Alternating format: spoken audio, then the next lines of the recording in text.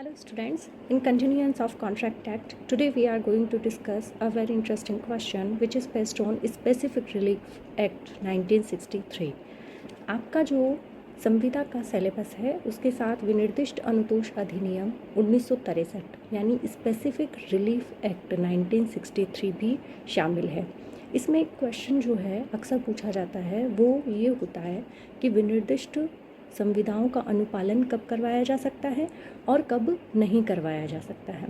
इसका मतलब हुआ there are two questions which can be asked in examination.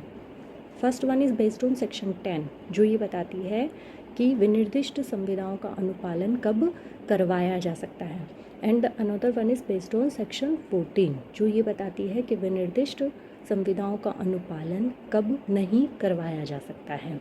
तो आप जब भी इस क्वेश्चन को पढ़ेंगे दोनों संविधाओं के प्रोविजंस को साथ में पढ़ेंगे, यानी 10 और 14 को साथ साथ पढ़ने से क्वेश्चन बहुत आसानी से तैयार हो जाएगा।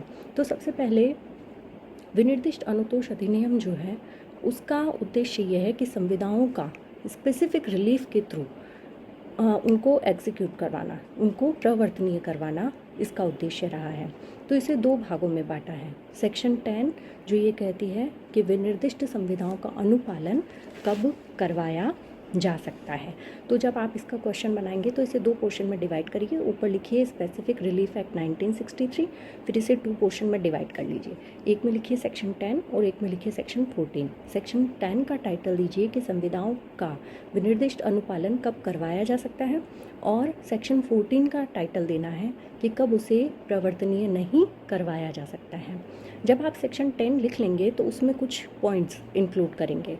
सबसे पहला पॉइंट सेक्शन 10 में आप ये लिखेंगे और 14 में, दोनों को साथ साथ समझिए। 10 में आप ये लिखेंगे कि जब आर्थिक प्रतिकर पर्याप्त अनुतोष नहीं होता है, यानी इकोनॉमिकल कंपनसेशन जब एडिक्वेट नहीं होता है, तब न्यायालय आदेश द्वारा संविधाओं का विनिर्दिष्ट पालन करवा सकता है।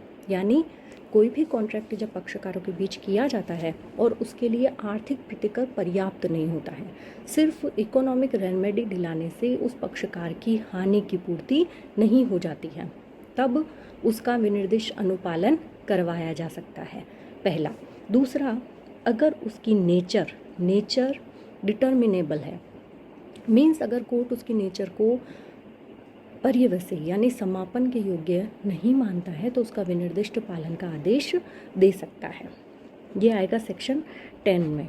और जब कॉन्ट्रैक्ट की नेचर सर्टेन होती है, यानी कोर्ट उसे तय कर सकता है कि इस कॉन्ट्रैक्ट की नेचर ये है, इसके कोजेस ये हैं और इसके रिजल्ट्स ये निकलेंगे, तो उनको एग्जीक्यूट करवा सकता है, यानी उनका विनिर्दिष्ट पालन करवा सकता है, उसका एज इट इज़ पालन करवा सकता है। फिर आता है अगर न्यायालय उसका सुपरविज़न कर सकता है, यानी उसका पर्यवेक्षण कर सकता है, तब उसका विनिर्दिष्ट अनुपालन करवा सकता है। अब आती है सेक्शन 14 कि कब विनिर्दिष्ट अनुपालन नहीं करवाया जा सकता है, यानी जब पक्षकारों के बीच कोई कॉन्ट्रैक्ट क्रिएट हो जाता है तो उसका स्पेसिफिक रिलीफ कब प्राप्त नहीं होगा, इसके बारे में जो प्रोविज़न है वो सेक्शन 14 में दिए हैं। तो इसका फर्स्ट पॉइंट आप बनाएंगे, सेक्शन 14 का चार्ट जब आप बनाएंगे तो उसकी तरफ आप फर्स्ट पॉइंट ये लिखेंगे, जब आर्थिक प्रतिकर पर्याप्त अनुतोष हो, यानी economical compensation is adequate remedy. अनुतोष यानी रेमेडी और एडिक्वेट यानी यहाँ पर्याप्त होने से है कि अगर आर्थिक अनुतोष पर्याप्त है, अगर पक्षकारों के बीच कोई कॉन्ट्रैक्ट होता है और एक पक्षकार उसको ब्रीच कर देता है या भंग कर देता है, तो ऐसे में उसको आर्थिक प्रतिकर दिलाया जा सकता है, और वह आर्थिक प्रतिकर कैसा होना चाहिए, पर्याप्त होना चाहिए, तब संविधाओं का विनिर्दिष्ट पालन नहीं करवाया जा सकता है। ऐसा प्रोविज़न सेक्शन 14 में है। फिर इसमें दूसरा आता है जब संविदा व्यक्तिक योग्यता पर निर्भर करती हो। व्यक्तिक योग्यता यानी डिपेंड्स ऑन पर्सनल क्वालिफिकेशन पर। जैसे अगर कोई पक्षकारों के बीच किसी स्टेचू का या किसी तरह का कोई कॉन्ट्रैक्ट होता है जो सिर्फ पर्टिकुलर पर्सन द्वारा ही किया जा सकता है और उसका पालन करना संभव नहीं हो, तब उसका विनिर्दिष्ट अनुतोष द्वारा पालन नहीं करवाया जा सकता है।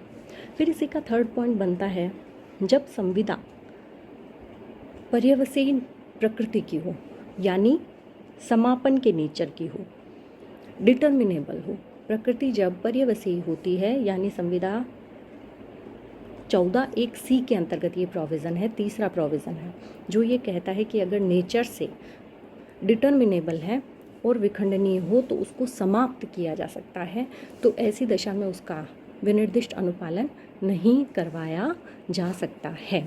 नेक्स्ट इसी में प्रोविज़न आता है, 4th पॉइंट ये बनेगा जो आता है सेक्शन 14 के 1D में, जो ये कहता है कि अगर जिसका पालन न्यायालय द्वारा सतत पर्यवेक्षण न किया जा सकता हो, यानी कोर्ट उसका सुपरविज़न करने में सक्षम ना हो, कोर्ट ये तय नहीं कर पा रहा हो कि इसके सुपरविज़न से निष्कर्ष क्या निकलेंगे, रिजल्ट क्या निकलेंगे, तो in such condition you court can't force to specific relief and remedy to parties.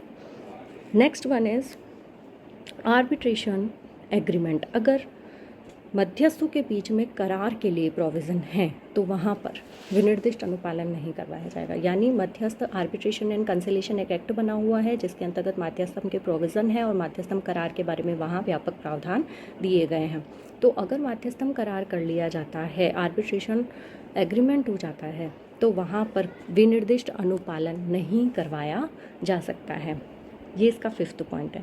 6th point इसका ये बनता है कि अनिश्चित प्रकृति की अगर संविदाएं हैं, contracts which are uncertain by nature, यानी जो संविदाएं की गई हैं उनकी प्रकृति ऐसी है कि वो अनसर्टेन है, यानी निश्चित नहीं की जा सकती हैं या निश्चित नहीं हो पाई हैं, तो ऐसे में संविदाओं का विनिर्दिष्ट अनुपालन नहीं करवाया जा सकता है।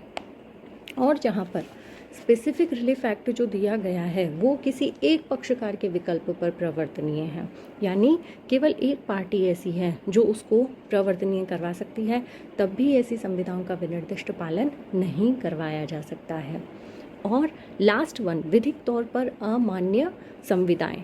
ऐसी संविदाएं जो विधि ने ही अमान्य कर दी हों, जिन्हें विधि के अंतर्गत ही मान्यता प्राप्त नहीं हो, ऐसी संविदाओं का भी विनिर्दिष्ट अनुपालन नहीं करवाया जा सकता है। तो सेक्शन 10 और सेक्शन 14 जो है पैरेलल पढ़नी है और 10 के साथ ही 14 के प्रोविज़न को याद करना है। 2 पोर्शन में डिवाइड करना है। 10 में ये बताना है कि किन संविधाओं का विनिर्दिष्ट पालन करवाया जा सकता है और 14 में ये बताना है कि किन संविधाओं का विनिर्दिष्ट पालन नहीं करवाया जा सकता है। एक तरफ 10 के ग्राउंड्स लिखने हैं और दूसरी तरफ 14 के ग्राउंड्स लिख करके इस क्वेश्चन को प्रिपेयर करना है। Thank you.